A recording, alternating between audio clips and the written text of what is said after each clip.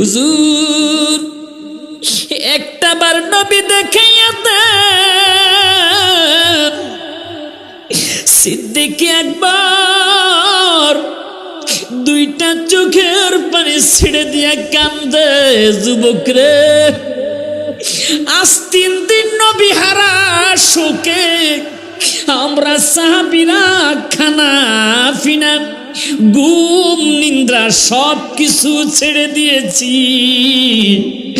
ওই যুবক ডাক দিয়া কয়, আবু বকর নবী দেখতে এসেছি, নবী দেখতে পাই নাই, নবীর একটা জুব্বা মুবারক যদি থাকে গো, নবীর জুব্বা মুবারকটা দাও, নবীর জুব্বা থেকে নবীর শরীর মোবারকের গ্রাণ নিব। বন্ধুরে ওই যুবকটা পাগলের মতো দৌড়াচ্ছে, যাইতে যাইতে প্রথমে দেখতে পাইল হযরতে সালমান ফার্সি রাদিয়াল্লাহু তাআলা আনহু। সালমান ফার্সির চাল চলন দেখে, সুন্দর চেহারা দেখে ডাক দিয়া কয়, আসসালাতু আসসালামু আলাইকা ইয়া রাসূলুল্লাহ। আল্লাহু আকবার।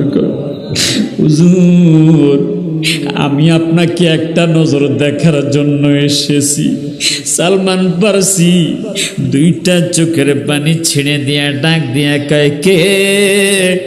যুবক রে যুবক, আমি নবী না, নবী না। তুমি কাকে নবী বলছো? আমি নবীর সাহাবী হযরতে সালমান ফার্সি। ওই যুবকটা কয়, তাহলে নবী কোথায়? সালমান ফার্সি কান্নার জন্য কোনো কথা বলতে পারতেছে না। এবার একটু সামনে আগে এগিয়ে যাইয়া দেখলো হযরতে মাওলা আলী, যার শানে নবীজি বলেছে আনা মাদিনাতুল ইলমি ওয়া আলিয়ুন বাবুহা, নবী ইলমের শহর আর শহরের দরজা হচ্ছে মাওলা আলী, যার একমাত্র খানায় কাবার মধ্যে জন্ম হয়েছে। এই ছাড়া কারো খানায় কাবার ভিতরে জন্ম হয় নাই। ফাতেমা বিনতে আসাদ রাদিয়াল্লাহু তাআলা আনহা হযরতে মাওলা আলীর মা, তাকে গর্ভ নিয়ে যখন খানায় কাবা তাওয়াফ করতেছে, এমন সময় প্রসব বেদনা উঠেছে। আল্লাহ পাক রব্বুল আলামিন খানায় কাবার দেওয়ালটা ফাঁক করে মাওলা আলীর মা হযরতে ফাতেমা বিনতে আসাদকে গ্রহণ করলেন। সেই ঘরের ভিতরে আল্লাহ ঢুকিয়ে ফেললেন, আর সেখানেই তিনি হযরতে মাওলা আলীকে জন্ম দিলেন। জোরে জোরে কন্যা সুবহানাল্লাহ।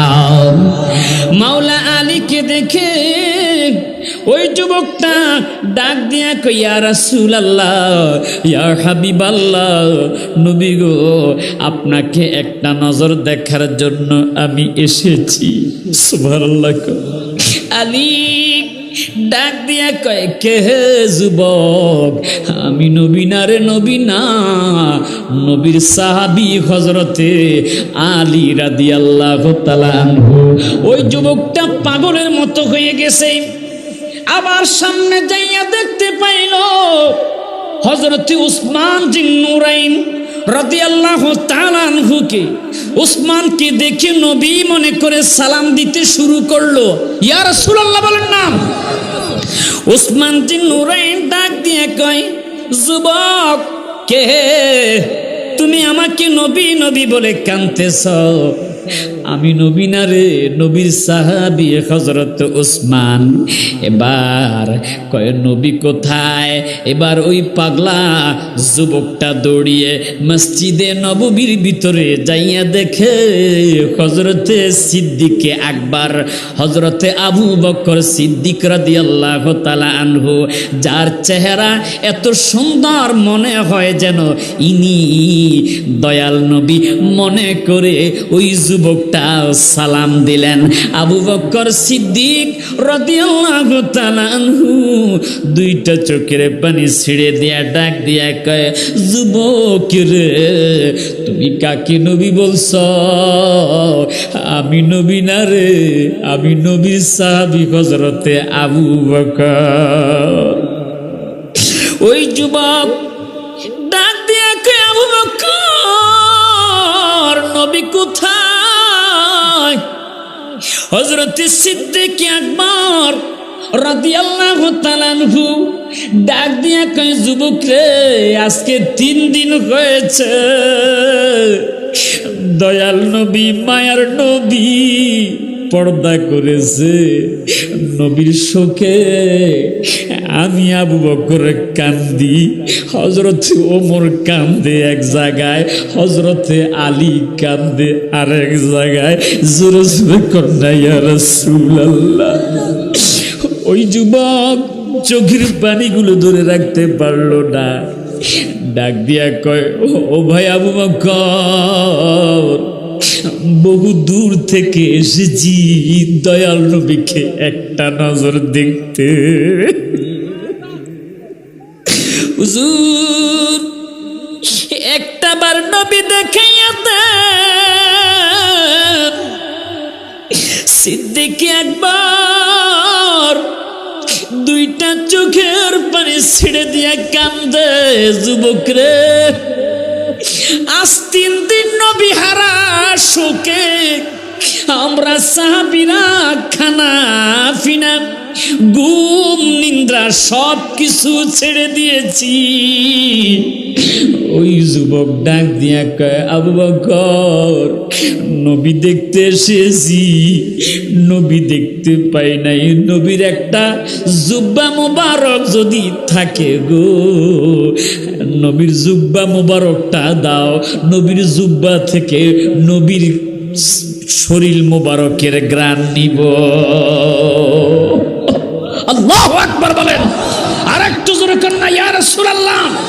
মেশক হইতে সুবাসিত ফসিনা আপনার, নবীজির শরীর মুবারক থেকে মেশক আম্বরের চাইতো বেশি গ্রাম বের হতো। মারহাবা কন্যা। মেশক হইতে সুবাসিত ফসিনা আপনার, খোদার পরে উচ্চ মোকাম, খোদার পরে উচ্চ মোকাম, সাইয়্যিদুল বাশার নবীজি। আল্লাহ আল্লাহ আল্লাহ লা ইলাহা, মোহাব্বতে মোহাব্বতে আল্লাহ আল্লাহ।